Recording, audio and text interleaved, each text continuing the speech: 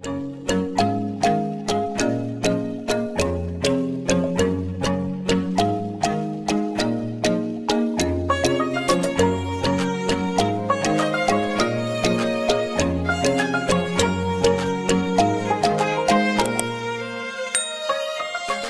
di sini bapak-bapak takut sama istri? Berhenti kau jadi laki-laki kalau takut sama istri. Apa mau takut? Nah kita setengah mati carikan uang. Saya seriusin Pak Menteri. Coba lihat Pak. Dari pagi kita keluar mikir untuk istri.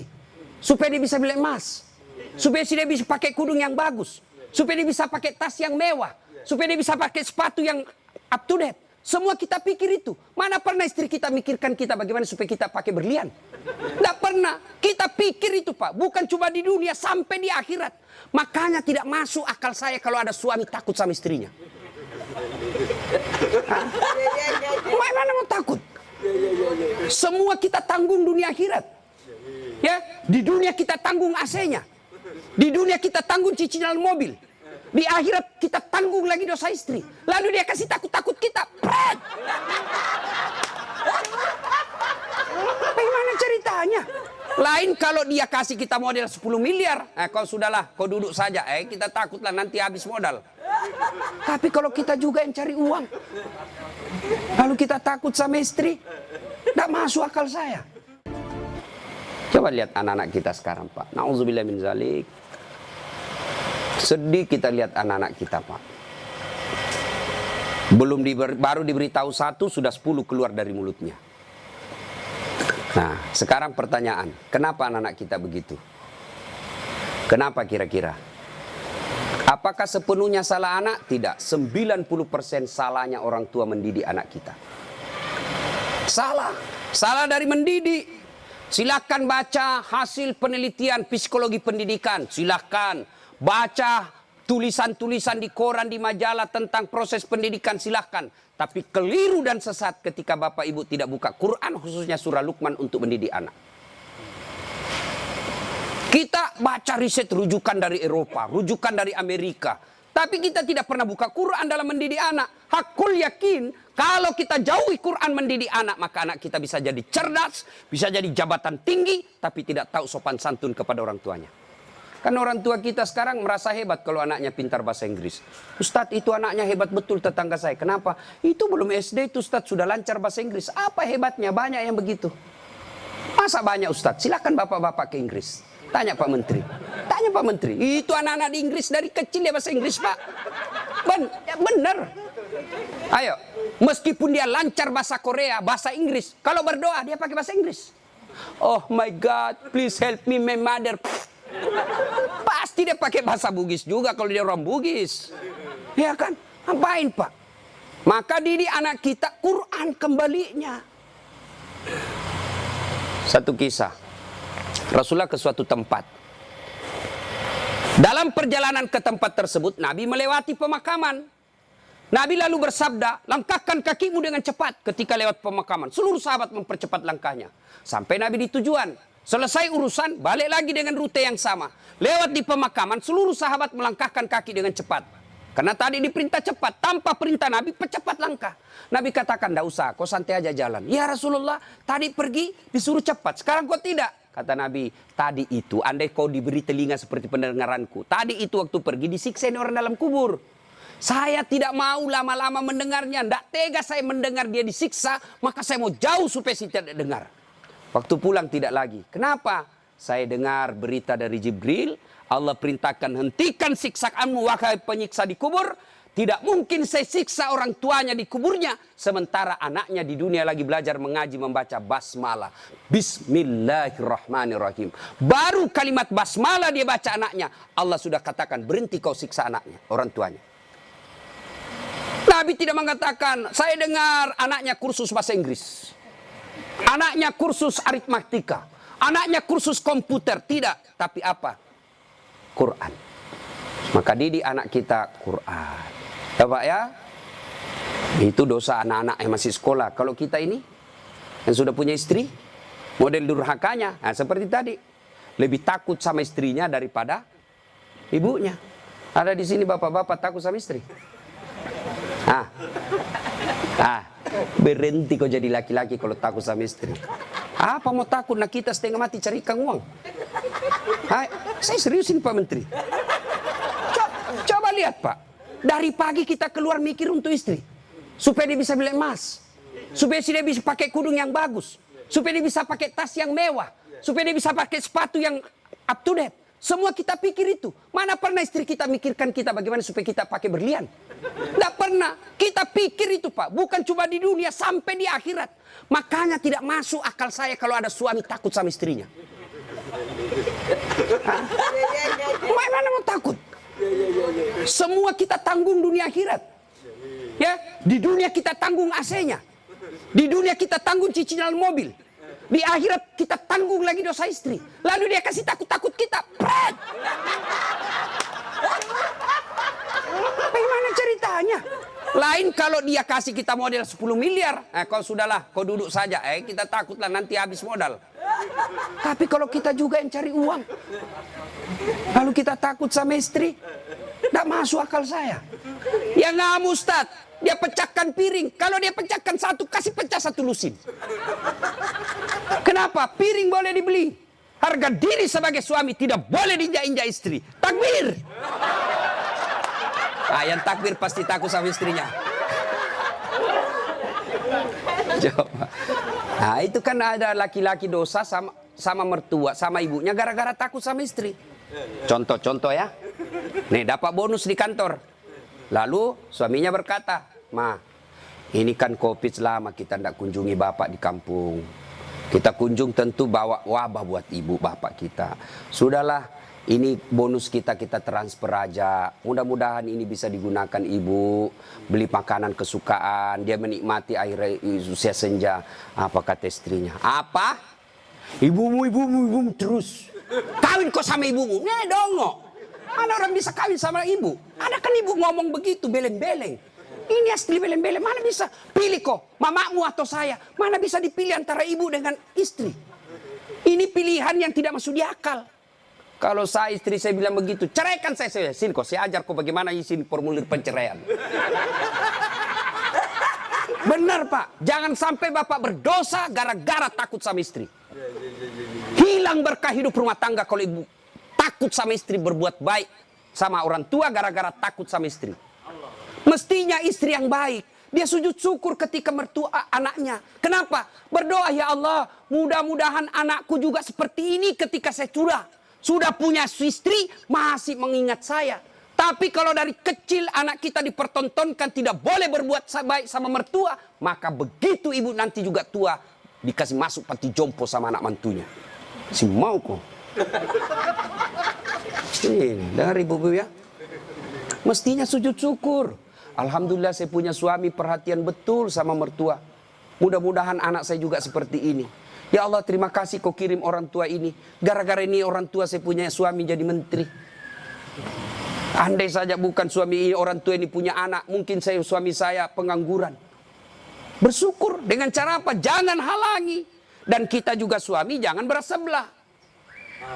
Mertua juga kita adalah orang tua kita. Konsep Islam itu ada 3 orang tua. 1 ibu bapak, 2 mertua, 3 orang yang pernah mengajari ilmu. Itu orang tua kita. Maka yang baik, datang ibunya suami, istri yang kasih hadiah. Datang orang tuanya istri, suami yang kasih hadiah. Malah jangan sembunyi-sembunyi. Karena takut sama istri, masuk di dapur mamanya. Mak, jangan dilihat istri saya, mati saya. Beleng-beleng. Ya? Takbir. Jangan sampai bapak menjadi anak durhaka hanya karena takut kepada istri. Itu camkan itu Pak. Maka saya bilang sama istri saya, boleh kau marah-marah sama saya. Ada rezeki dari saya, kau habisi duit, itu rezekimu. Boleh kau maki-maki saya kalau kau marah. Boleh kau lempar kepalaku, yang penting tidak dikena. Satu yang tidak boleh sedengar, jangan pernah kau sakiti perasaan ibu saya. Begitu sakit perasaan ibu saya, tidak ada mantan orang tua. Tapi istri, banyak namanya mantan istri. Nah itu harus tegas, ini prinsip buat kita anak. Nah ini golongan pertama yang menderita ketika sakaratil maut, anak yang durhaka kepada orang tuanya. Bagaimana dengan almarhum anak Pak Tony? Atau kita yang sudah meninggal orang tuanya. Ustadz, saya dulu anak durhaka Ustadz. Berapa sering saya kasih keluar air mata ibu saya Ustadz. Tapi saya sudah sadar, saya sudah hijrah sekarang. Tapi orang tua sudah ada kubur. Gimana cara berbuat baiknya? Satu, doakan. Mendoakan orang tua tidak harus pakai bahasa Arab. Mendoakan orang tua bagi yang meninggal ada 4 minimal kita minta. Ya Allah, ampuni dosanya. 2, terima amalnya. Ada amal tidak diterima? Ada. Amal-amal pilkada. Sumbang jilbab 10.000. Supaya dicoblos. Nah, nanti ya Allah mana jilbabku 10.000 kata malaikat. Bos, pilkada jilbabmu. Ya, tidak sampai. Pun kalau ada amal orang tua kita seperti itu, dia pernah caleg, maka kita berdoa, ya Allah terima amalnya orang tuaku. Yang ketiga, lipat gandakan amalnya tersebut. Dan yang keempat, lapangkan alam kuburnya, jadikan kuburnya menjadi taman-taman sorga. Lalu tutup dengan doa yang ada Al-Quran, Allahumma gfirli wali walidayya warhamhuma kama rabbayani saghira. Doakan. Yang kedua, cara berbuat baik kepada orang tua sebelum meninggal adalah bersedekah atas nama orang tua. Saudara-saudara sekalian, saya sebagai anak pertama, ini memang ada hak waris kita. Rumah ini kita 4 bersaudara, kita punya hak waris.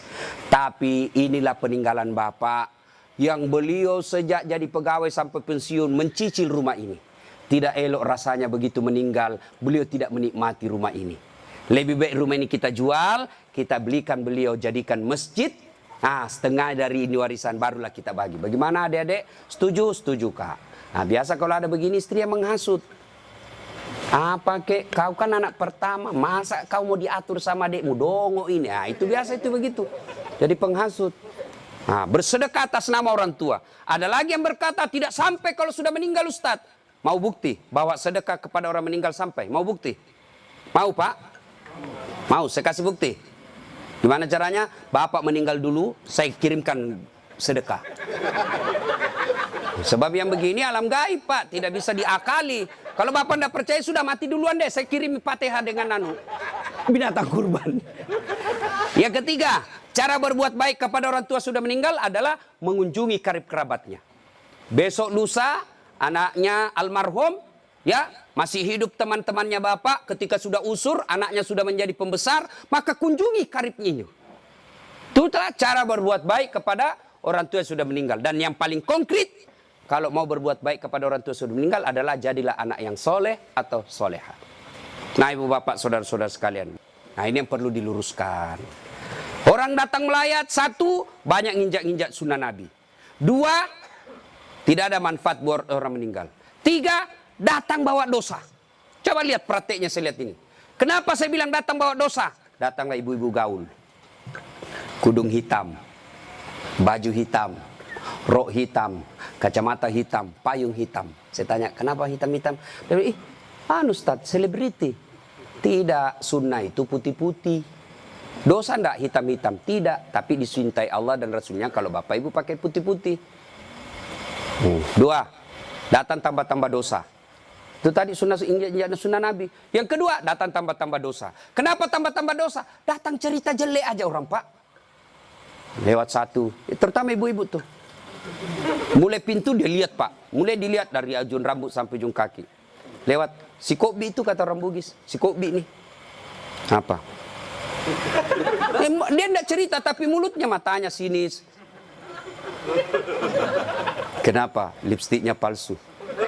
Kenapa kau tahu? Melengket di giginya. Sudah 1 dia gosip. Lewat lagi 1. Tidak serasi kudunya sama roknya. Dia bilang iyo kayak umbul-umbul.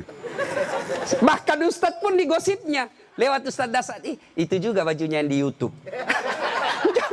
Tadi saya lewat, ada saya dengar, itu juga bajunya yang di YouTube itu Pak Ustadz. Kenapa? Saya pakai baju kau yang sibuk. Nah, itu gosip. Maka ibu majelis taklim saya di Makassar, saya anjurkan. Ibu datang melayat, 1, ada wudhu. 2, bawa Quran minimal surah Yasin. 3, begitu datang, ibu baca Yasin bareng-bareng. Tidak bisa baca Yasin bareng-bareng, itu majelis taklim yang baik. Ketua majelis taklimnya, saudara-saudara sekalian, mari kita baca Yasin bareng-bareng, saya pimpin. Itu majelis taklim yang manfaat. Bukan ngurus baju seragam.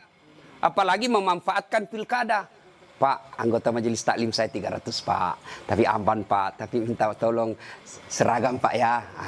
Ada juga majelis taklim memanfaatkan begitu proposal banyak ketika pilkada. Nah, maka majelis taklim yang bagus, ada orang wafat, pimpin tahlilan. Sudah itu tidak bisa baca Yasin Ustaz. Sudah, baca Al-Fatihah. Buru-buru Ustaz. Sudah, baca Qul huwallah 3 kali. Masih juga buru-buru Ustaz. Sudah tidak tahu baca itu semua Ustaz. Sudah, baca saja. La ilaha illallah, la ilaha illallah, la ilaha. Itu aja kita ulang-ulang selama kita melayat. Itu pun tidak bisa Ustaz. Ya sudah, kau diam saja. Tidak bisa juga diam Ustaz. Ya cepat kau pulang. Daripada tinggal bawa dosa saja. Nah, sudah. Yang ketiga, kenapa tidak ada manfaat buat orang meninggal? Tidak ada yang sholat jenazah. Bagaimana orang lain mau sholat jenazah? Keluarganya aja tidak ada sholat jenazah. Mantunya sibuk ngurus ambulans, iparnya sibuk ngurus tenda, anaknya sibuk ngurus konsumsi. Tidak ada ikut sholat jenazah. Orang lain yang sholat jenazah. Orang lain belum tentu ikhlas. Banyak yang sholat Ustaz. Kenapa banyak? Karena bapaknya menteri. Jadi tidak ikhlas orang. Tapi coba kalau keluarganya, pasti ikhlas. Saya hampir jarang sekali melihat ibu-ibu sholat jenazah. Jarang. Maka jangan heran ketika ibu meninggal, sedikit juga yang sholat jenazah. Kenapa? Karena waktu hidup, jarang dia sholat jenazah. Maka wafatnya pun sedikit yang sholat jenazah. Ustaz tidak muat rumahnya Ustaz, di teras. Ustaz tidak ada air, tayamum. Ustaz tidak ada air, boleh tidak wudu. Imam Syafi'i mensyaratkan wudu, Imam Ahmad boleh tidak wudu. Karena itu bukan sholat, dia hanya doa. Saya tidak tahu bacanya Ustaz, ikut saja sama imam. Yang penting takbir 4 kali, jangan ruku. Kalau bapak ruku, siap-siap malu sendiri. Nah, ini cerita, wallahu alam benar atau tidak. Cerita ini takbir imam. Allahu Akbar, takbir juga dia, Allahu Akbar. Takbir kedua imam, Allahu Akbar, dia ruku. Dia, kenapa saya sendirian ruku ini? Takbir ketiga imam, dia, sekalian sujud deh. Dia sujud. Pas selesai sholat ditanya, hei, kenapa kau sujud? Dia bilang ini orang banyak sekali dosanya. Tidak diampuni kalau tidak ruku. Supaya habis sekalian, ya sekalian saya sujud. Ini jawaban orang kepepet. Nah ibu bapak, saudara-saudara sekalian. Ya. Habis baterainya. Ibu bapak yang saya muliakan. Masuklah, diantarlah kita. Diantar ini lagi yang banyak kadangkala mempermalukan Islam. Saya tidak tahu kalau di sini. Saya melihat kalau di daerah sebagian Makassar Pak, orang meninggal, kala-kala demo Pak. Naik di mobil dia putar bajunya, orang mati, orang mati. Wah, minggir. Sampai mobilnya orang dilempar, jangan begitu. Ngapain buru-buru? Jadi sebelum diantar jenazah, keluarga yang berduka pidato. Terima kasih Bapak Ibu sudah memberikan kami dukungan moral. Tapi tolong jangan mempermalukan kami di jalan. Jangan lagi menambah duka kami dengan mengganggu pengguna jalan yang lain. Saya kalau pergi mengajar tiba-tiba jenazah di mobil jenazah. Bagus cara pengantarannya. Saya minggir Pak, saya kirimkan Fatihah. Kirim Fatihah untuk Rasulullah, saya ikutkan jenazah yang diantar. Tapi kalau menakutkan tidak ada yang mau doakan. Ya? Ngapain buru-buru? Ngapain buru-buru? Kan ada lagi yang paham, tidak tahu dari mana dia belajar. Katanya kalau terlambat disiksa. Bagaimana ceritanya? Kalau dilewati 5 manu, disiksa orang meninggal. Orang meninggal kalau dia... Itu orang sholat, bagi orang yang hidup, orang meninggal, tidak bakal dia disiksa gara-gara dia terlambat dikubur. Ngapain buru-buru? Itu juga sudah ada liangnya sudah siap. Semua apa perluan pemakaman sudah siap. Apalagi kalau ada wasiat orang yang meninggal. Jangan kau kubur saya sebelum anakku datang dari Amerika. Wajib kita tunggu.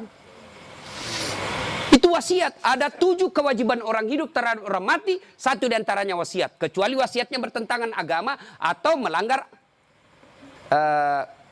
mengandung mudarat. Misal, jangan pernah kau kuburkan saya di tempat kopi. Kuburkan saya di kampung. Tapi keputusan pemerintah pukul karena dia wafat karena COVID, ya boleh tidak diamalkan wasiatnya. Kenapa? Karena dia mengandung mudarat. Atau dia bilang kuburkan saya di kampung. Tapi begitu mau dikuburkan ada badai, tidak bisa nyebrang pulau. Boleh itu karena di luar kemampuan kita. Atau besok-besok saya meninggal kasih narkoba di atas kuburku. Karena dia pecandu narkoba. Tidak boleh itu Pak, melanggar ya. Jadi Bapak, saudara-saudara sekalian. Nah, sampailah kita di pemakaman. Nah, ini juga yang perlu diluruskan. Berapa banyak orang yang sampai pemakaman tidak melaksanakan sunnah Rasul. Diajarkan begitu sampai pemakaman, ucapkan Assalamualaikum ya ahlal kubur. Ya. Tidak tahu itu cukup. Semoga keselamatan bagi kemuliaan ke semua penghuni kubur. Insya Allah saya ikut menyusulmu. Nah, ada lagi pelanggaran yang kita lakukan apa? Menginjak-injak batu nisan. Tidak boleh sama menduduki batu api neraka itu, Pak. Ada yang sampai duduk sambil merokok di atas batu nisannya orang. Tidak boleh. Pemakamannya padat, Ustaz. Bapak tidak usah masuk. Cukup yang memikul. Bagaimana yang memikul, Ustaz? Boleh karena dia darurat. Karena kalau satu langkah jatuh, Pak, jatuh jenazah. Sudah dimakamkan, sudah selesai. Kembalilah pemakam. Ya, tinggallah kita. Bapak merantau ke Papua. Tidak nyaman di Papua, kembali ke kampung, Sulawesi Tenggara. Merantau lagi ke Surabaya. Di Surabaya tidak nyaman, kembali lagi ke kampung. Merantau lagi ke Makassar. Makassar tidak nyaman, kembali lagi ke kampung. Masih ada pilihan. Bapak pegawai negeri ditugaskan ke Papua, tidak nyaman, tidak ada sinyal. Bapak boleh pensiun dini. Tidak disenang saya sama menteri saya, boleh Bapak pensiun dini, tidak ada masalah. Tapi begitu Bapak masuk kubur, senang tidak senang, tinggal kau di situ, tidak boleh kau keluar lagi. Siapa orang yang tersiksa di dalam kubur? Yang pertama kata Nabi, al-mutahawilu bis-sholah, yang menganggap enteng sholat. Orang yang menganggap enteng sholat, Pak, jangan, sudah. Sholat itu di akhirat nanti barcode. Bapak beli elektronik kan sekarang pakai barcode. Ya kan? Bapak begitu setor jualan, titik, berarti ini boleh, bawa. Di akhirat kalau Bapak di barcode, bagus sholatnya. Tidurkan dia, kata Nabi, seperti tidurnya tidur pengantin baru. Tapi di barcode, hilang, redup-redup. Ini macet. Ini sholat Jumat, hari Jumat saja. Paling terlambat datang, paling cepat pulang. Orang khotbah dia tidur. Begitu bangun, aliran apa yang tidak ada khotbahnya? Bukan aliran apa, kau yang tidur beleng. Mana? Percaya Pak, orang yang tidak ada sholat demi Allah. Bapak tidak puasa, masih boleh disebut Islam. Bapak tidak haji, masih boleh disebut Islam. Bapak tidak bayar zakat, masih disebut Islam. Tapi tidak sholat, Imam Syafi'i menghukuminya, disuruh bertobat dan dia tidak mau, boleh dihukum mati. Itu kalau Imam Syafi'i. Disuruh sholat dan dia tidak mau. Disuruh bertobat dia tidak mau, kata Imam Syafi'i, boleh dia dihukum mati. Begitu pentingnya sholat. Ketika Allah perintah puasa, ayat saja turun. Allah perintah haji, ayat saja turun. Allah perintah zakat, ayat saja turun. Allah perintah sholat, tidak boleh ayat turun. Rasulullah dijemput oleh 4 malaikat menghadap kepada Allah. Kenapa? Ini perintah penting. Diberikan perintah sholat. Pak Menteri, ada himbauan kepada seluruh kepala daerah se-Indonesia, hanya berupa himbauan cukup WhatsApp dalam grup. Tapi kalau itu berupa SK yang penting, Gubernur datang kantor Menteri. Kenapa? Ini penting. Tidak boleh kau di WhatsApp. Sholat demikian pentingnya, sehingga Nabi harus diundang menghadap. Itulah disebut Isra dan Mi'raj. Bapak kerja jadi Grab, jadi menteri. Munafik kalau Bapak katakan, bukan untuk dunia saya. Bohong. Kita bekerja apapun profesi kita untuk memperbaiki dunia. Lalu siapa yang punya dunia? Allah Subhanahu wa ta'ala. Artinya, mustahil dunia dalam genggaman kalau yang punya dunia Bapak jauhi. Saya kasih contoh. Saya akrab dengan Pak Menteri. Saya datang ke Jakarta. Pak Menteri, saya mau jalan-jalan Jakarta ini, tapi tidak ada mobilku Pak Menteri. Kata Pak Menteri, aman terkendali Ustadz. Pak Menteri telepon ajudan. Ajudan, siap Pak Menteri. Itu ada Ustadz Dasat, kau jemput dia. Nanti dikena lagi kita di ceramah. Kau jemput dia. Kasih mobil yang bagus, kasih pengawalan, jangan lupa kasih pembeli pulsa. 1 jam kemudian datang ajudan. Tabe, Pak Ustadz, kiriman Pak Menteri. Aman, selesai masalah saya di Jakarta. Kenapa? Saya akrab sama Pak Menteri. Anda dari Makassar tidak pernah ketemu, tidak pernah silaturahmi, tidak pernah didengar namanya, tidak pernah lihat. Assalamualaikum Pak Menteri. Boleh pinjam mobilnya? Siapa ditelepon Pak Menteri? Ajudan? Bukan. Siapa? Kapolres. Tangkap itu, penipu.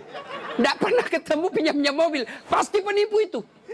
Demikian juga dengan Allah. Bapak tidak pernah sholat. Tiba-tiba sakit, ya Allah, saya sudah capek sakit, ya Allah, sembuhkan penyakitku. Allah berfirman, malaikat, karena dia sudah capek sekali cabut nyawanya. Sholat, Pak. Apa alasan Bapak tidak mau sholat? Coba bilang. Ayo malas sholat ini. Ayo, bilang kok apa? Saya tantang kok ini hari. Paling ibu-ibu haid. 3 kali haid 1 bulan. Kenapa tidak sholat? Lagi mens. Kenapa tidak sholat? Datang bulan. Kenapa sholat? Iya, halangan. Itu aja, semua itu 3 kali 1 bulan. Mana bisa. Bilang suaminya, kenapa belum sholat ibu? Biasanya cuma 5 hari, ini kok sudah 7 hari belum sholat. Orang belum bersih. Masih ada sedikit-sedikit. Dia bilang suaminya, kok bohong ya? Apa bohong? Saya kasih lihat kau. Beleng-beleng. Apa kasih lihat dong kok? Ya. Apalagi ibu-ibu banyak tidak sholat. Kalau ada pesta pengantin, mukanya dikira tembok. Coklat, biru, krem, abu-abu. Nah. Apalagi banyak ibu tidak sholat. Gara-gara apa? Jilbab. Jilbab sakaratil maut. 3 lapis. Saya ini keliling-keliling ceramah, Pak. Saya ke Brunei, itu ibu di sana siku 3 saja kasih peniti selesai. Di Malaysia juga begitu, Filipina Selatan juga begitu. Saudi lebih gampang masuk kasih selesai, Pak. Di sini la haula wala quwata illa billah. Bingung saya lihat dia pengantin gimana caranya dipakai ini ya. 3 lapis, Pak, ada miring-miring sedikit. Nah, ada cipin-cipin ini, ada kayak pohon di belakangnya. Begitu dia bilang suaminya, Bu, kau pergi sholat. Sadar kok Pak, saya sadar, saya suruh kau sholat, sholat. Kau ndak lihat ini Pak, 1 jam dipakai di jilbab, dongo. Gara-gara jilbab ndak sholat, beleng-beleng. Ya nggak tahu Bu, saya suruh sini sholat Pak. Adik-adik, saya bisa cerita seperti ini karena saya alami. Percayalah Pak, mustahil Allah sengsarakan hidupnya orang baik sholatnya. Tuhan apa yang sengsarakan hidupnya orang baik sholatnya? Udahlah Pak, Bapak mau dekat sama Pak Menteri, ndak usah cari muka sama Menteri. Muka Bapak sudah bagus. Ada juga siapa? Cemen lu men. Kerja aja yang baik. Selebihnya sholat, minta kepada Allah. Kecil buat Allah jadi menteri. Kecil buat Allah dapat proyek, kecil. Jangankan yang tidak masuk, yang masuk akal. Tidak masuk akal Allah kasih. Masuk akal ndak manusia dibakar hidup-hidup bisa hidup? Masuk akal ndak? Tidak masuk akal, tapi kalau Allah mau, Ibrahim alaihissalam dibakar keluar kedinginan. Masuk akal tidak perempuan hamil tidak pernah disentuh laki-laki? Kata ilmu kedokteran tidak mungkin Ustaz, tapi kalau Allah yang mau, Siti Maryam. Akhir Isa tanpa pernah disentuh laki-laki. Cuma sekarang banyak perempuan mau sayangan Siti Maryam. Ada suaminya, ada anaknya, beleng-beleng. Coba. Coba. Subhanallah. Banyak kejadian tidak masuk akal tapi terjadi. Masuk akal enggak orang bisa hidup dalam perut ikan? Ada pernah masuk perut ikan? Kalau saya ikan masuk dalam perutku. Kalau Allah yang mau, Yunus alaihissalam 40 hari dalam perut ikan, hidup keluar dengan selamat. Apalagi sekedar punya mobil kecil buat Allah, kecil. Lunas rumahmu kecil buat Allah, terhindar dari wabah kecil buat Allah. Allah cuma minta ista'inu bisabri wassalah. Sabar, perbaiki solatmu. Saya yang selesaikan semua masalahmu. Itu janji Allah, bukan janji caleg. Kalau caleg Pak dikasih semua kita namanya Pak. Pilih saya, gampang. Sama-sama kita orang Bugis. Ini masalah. Ada masalahmu, telepon saya 24 jam. Begitu ada masalahnya, dia ganti nomor HP-nya Pak. Bapak, saudara-saudara sekalian, banyak yang ini saya sampaikan, tapi waktu yang terbatas. Pada akhirnya saya tidak pernah berpikir berdiri di tempat ini. Mestinya jadwal saya ada di Makassar takziah malam ini. Tapi begitu Pak Herman telepon dan dibicarakan saya sama Pak Menteri, saya lupa janji saya 2 Pak. Ceramah saya hari ini di Makassar, saya lupa Pak. Itu pasti karena orang yang meninggal orang baik. Saya terharu tadi istri beliau mengatakan, Ustadz, 3 bulan sebelum beliau wafat, ceramahnya Ustadz selalu dia putar. Maka beliau katakan, saya terharu Ustadz karena saya tidak tahu kalau Ustadz yang mau ceramah malam ini. Ini karena kekuatan silaturahim. Ini karena pejabat yang baik. Ya. Banyak-banyak pejabat saya kenal Pak, kalau temannya meninggal paling kirim bunga. Ini alhamdulillah hadir memberikan dukungan dan mendatangkan Ustadz Dasat. Maju Pak Eko. Alhamdulillah ya. Bapak, saudara-saudara sekalian, sebelum kita akhiri, saya mau bertanya dan ini pasti dicatat oleh malaikat. Apakah Bapak Ibu bersaksi bahwa almarhum orang baik? Kalau ada dosa dan kesalahan dimaafkan? Catat ya malaikat, inilah menjadi amal kebaikan buat almarhum. Banyak yang ingin saya sampaikan tapi waktu yang sangat terbatas. Untuk ingin mendengarkan ceramah saya lagi, gampang, silahkan buka channel YouTube saya, Dasat Latif. Jangan lupa like and share. Atau di Instagram Dasat Latif 1212. Terima kasih. Sebagai kesimpulan, kullu nafsin sa'ikatil maut. Semua yang hidup pasti akan mati. Al mautu babun. Mati adalah pintu yang setiap kita pasti melewatinya. Karenanya yang jadi masalah sesungguhnya bukan mati itu. Yang jadi masalah adalah sudah siapkah kita menghadapi kematian itu. Dan apa bekal sebaik-baik dalam menghadapi kematian? Satu diantaranya takwa. Dan takwa itu operasionalnya, wujud nyatanya. Birrul walidain, berbuat baik kepada kedua orang tua. Dan peliharalah sholat dengan sebaik-baiknya. Demikian, lebih dan kurangnya mohon dimaafkan. Nun wal kalam ya misturun. Billahi fisabilil haq. Sebelum kita akhiri, mari kita kirimkan suratul Fatihah kepada Rasulullah Muhammad SAW. Hasiat dan keutamanya kita ikhlaskan untuk almarhum Bapak Tony Effendi bin Muslim Effendi. Ila hadratil Nabi Mustafa Muhammad SAW. Summa hususil ruhil almarhum Tony Effendi bin Muslim Effendi. Al-Fatihah.